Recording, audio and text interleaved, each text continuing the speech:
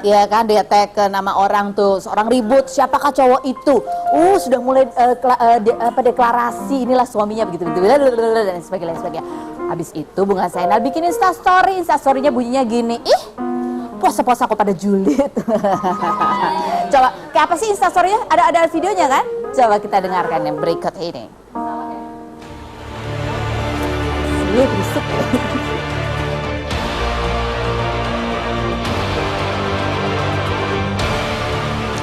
Bingung deh sama orang-orang yang puasa cuma nahan makan sama minum, tapi mulutnya tuh pada nggak dijaga. Itu kira-kira puasanya sah nggak sih? Menurut kalian? Ada cuma satu doang tuh videonya. Ada banyak kayak banyak. Ya udah deh, ya udahlah, kalau kita nggak omongin ya, kita kan nggak omongin. Kita panggil aja nanti Bunga Zainal ke sini. Kalau dianya nggak lagi sibuk dan nggak lagi sakit ya. Mudah-mudahan sehat terus ya Bunga Zainal. Oke, lanjut, berikutnya adalah postingannya siapa? Oh iya, ada yang baru melahirkan nih Ustadz Yusuf Mansur punya cucu ya. Hah? Oh, Arifin Ilham. Maaf ya, bulan puasa ketuker-tuker. Nah ya, ini anaknya Alvin ya, Alvin dan istrinya namanya adalah Yusuf Alvin Ramadan karena lahir di bulan Ramadan. Selamat ya buat Alvin, semoga menjadi anak yang soleh.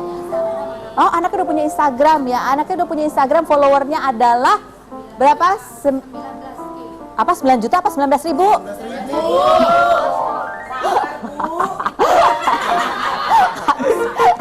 19K itu artinya 19.000 ya, padahal baru berapa hari, baru postingnya baru 2 ya. Saya postingnya udah ratusan ribu, followernya cuma segitu-segitu aja. Next, berikutnya adalah ini ada nih, ini heboh banget beritanya ya. Ini adalah sebuah kerinduan dari Ferry Anggara.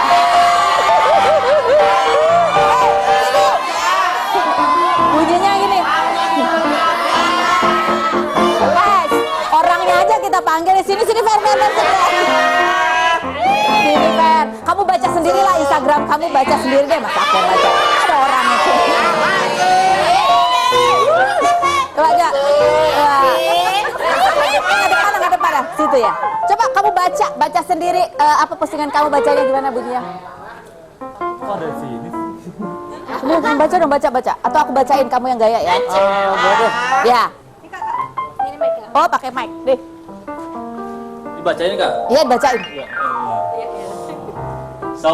Sahur di pagi with kesayangan Maihanku, yaitu namanya bonekanya si Gembua. Karena kan aku namain si Gembua pas aku ke rumah. Ini aku pulang kerja terus ke rumah, tiba-tiba aku mau gerbek dia nih di rumahnya. Gerbek dia tuh siapa?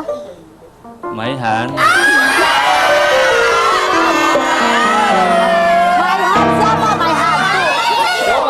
Pas ke rumah kagak ada. Yang ada cuma si Gembua doang.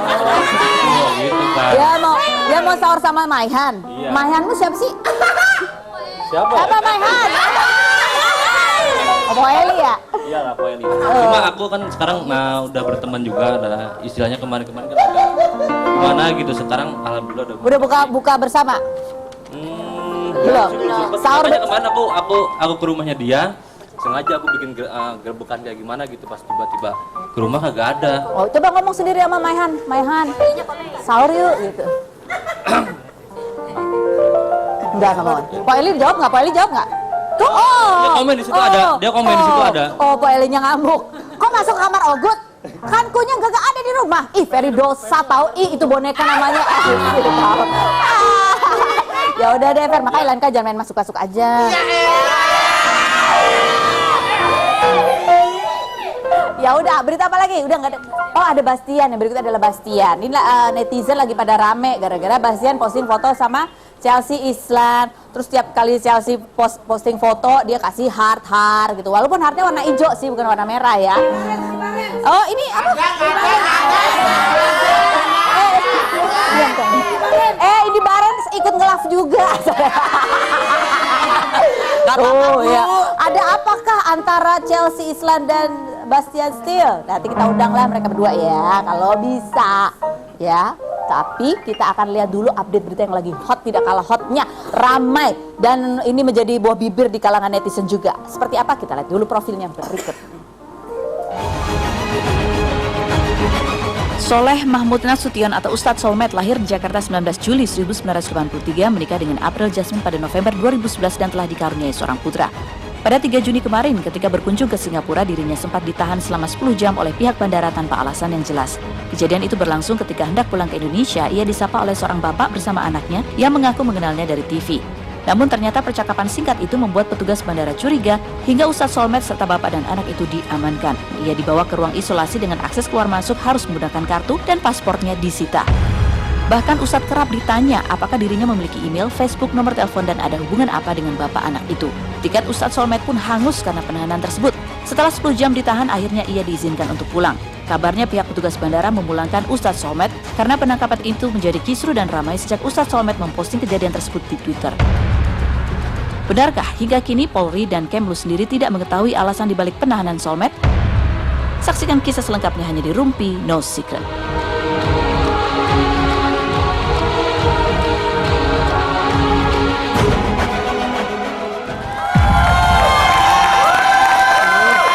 Ini bulan puasa ya Ustadz ya, ujiannya gitu ya, ditahan 10 jam tuh. Ya. Boleh keluar nggak dari ruangan? Boleh, tapi harus ada alasan mau ngapain. Oh gitu? Nah, itu biasanya kalau saya sudah mau misalnya buang air kecil. Atau mau sholat. Atau mau sholat, biasa kan sekalian tuh. Nah kita pencet apa namanya bel. Baru Karena kan dibukain. dia kan kunci tuh. Nah itu kalau kita pencet bel aja bisa setengah jam setelah kita Mencet. tekan baru datang. Terus kalau mau ke kamar kecil itu diikutin juga sama petugas? Oh iya diikutin sampai di depan pintu toiletnya. Sampai ditungguin kayak gitu ya? Iya. 10 jam tuh. 10 jam. Jadi nggak ditanya-tanya nggak atau cuma didiamin aja ditaruh di ruang Jadi isolasi? saya sebetulnya tuh sudah dapat apa ya? Klarifikasi. Bukan. Apa? Jadi saya tuh udah dapat cap. Boleh masuk. Boleh ya? masuk. Bandara. Nah, begitu saya sampai di depan, terus saya dibawa sama orang imigrasi. Begitu di dalam, ternyata yang menginterogasi itu bukan lagi imigrasi tapi polisi. Oh gitu. Iya, Apa yang kepolisian ditanya? sana. Apa yang ditanya? Mereka tanya standar sebetulnya. Soal nama, pekerjaan, kemudian datang ke sini untuk apa, kemudian dia minta Facebook saya, dia minta media sosial saya, dia minta nomor telepon saya, sempat dia ambil handphone saya, kemudian dia lihat kartu bank saya, kredit saya, sama jumlah uang yang saya bawa, dan semua saya kooperatif lah. Ini jadi pada saat ditahan itu pas mau masuk Singapura atau baru mau pulang? Mau masuk. Baru masuk? Masuk, makanya sudah dapat cap, kemudian harus dibawa gitu. Oke, diperiksa semua. Ada yang ditahan nggak waktu itu? Tidak ada yang tahan, sempat handphone dia bawa, kemudian diperiksa, pindah tangan, kemudian kurang lebih durasi sekitar setengah jam, dikembalikan lagi ke saya. Dikembalikan. Ya. Terus habis gitu udah suruh diam aja? Udah, dia pergi, jadi boleh dibilang 5 menit nanyanya, 5 jam ninggalinnya gitu. Oh gitu. Dan itu di ruangan yang dingin, seperti ini ruangannya, kemudian Nggak ada kepastian. dikunci, nggak ada kepastian. Saya bertanya juga jawabannya hanya disuruh diam, tidak Maksudnya boleh disuruh diam? disuruh Diam dia, kamu diam, tenang, you jangan banyak tanya. Oh gitu. Oke, maksud saya kan merasa punya hak. Kan setiap pemeriksaan mungkin ada indikasi ya. Iya, Siapa tahu, oh kamu diperiksa karena begini. Mungkin lebih menenangkan. Iya. Ternyata saya bertanya kenapa aja itu boleh. tidak boleh. Oke. Tapi benar nggak sih itu gara-gara sebelumnya pernah ngobrol sama bapak sama anak gitu? Jadi justru 2 orang ini yang kasihan, bapak sama anak ini. Karena saya di depan lagi sendiri, bapak anak ini datang, namanya kenal kan ya. Iya. Udah dia dibawa. Dia dibawa Gara-gara juga? saya dibawa, dia dibawa juga. Ya Dia ampun. 9 jam, saya 10 jam, kawan saya yang ikut saya 12 jam. Ya ampun. Di dalam ruangan terkunci. Pisah-pisah tuh? Atau Enggak, bareng? satu ruangan. Satu ruangan juga? Iya. Ya ampun, hanya gara-gara ngobrol juga. Ya Nah, mungkin disangka apa, temannya kali ya. nah ini tiket yang angus itu tiket apa? Ya itu tiket pulang kan memang kita pulang pergi. Oh, langsung Jadi gitu ya? saya memang sudah pesan dari Jakarta itu tiket pulang pergi. Malah ada 2 pesan saya. Pertama jam 4:30, kedua jam 5:15. Nah setelah Udah itu mundur-mundur angus tuh. semua. Terakhir jam 19.50 itu pun saya disuruh beli tiket sendiri. Nggak apa-apa deh, yang penting bisa pulang. Oh, jadi ke Singapura itu cuma sampai di bandara aja? Ya, jadi luar biasa, ditahan 10 jam harus bayar sedemikian banyak. Hebat juga ya. Iya, luar biasa ya cobaannya. Oke, ini ada. Ditahan berjam-jam di Singapura, Ustadz Solmed tak lapor polisi. Jadi waktu itu berusaha menghubungi siapa Iya, aja? jadi kan saya sempat nanya sama kawan. Udah nggak apa-apa Pak Ustadz, durasi sejam 2 jam itu umum kalau di Biasa. Singapura. Makanya saya tidak ada posting apapun. Nah begitu sudah mulai pertanyaan ke ranah pribadi, handphone saya sempat diambil lalu dikembalikan. Masuk di waktu 5 sampai 6 jam, saya mulai panik. Karena tidak ada kejelasan dan orang ini nggak datang lagi. Nah disitulah saya telepon KBRI yang ada di Singapura. Iya. Saya telepon 2 kali, ternyata tidak ada yang mengangkat. Makin panik dong karena nggak ada yang mendampingi dan komunikasi kita sulit kepada mereka. Akhirnya saya posting. Nah tujuan memposting saya sebetulnya satu, informasi, siapa tahu ada yang bisa menyampaikan dan membantu.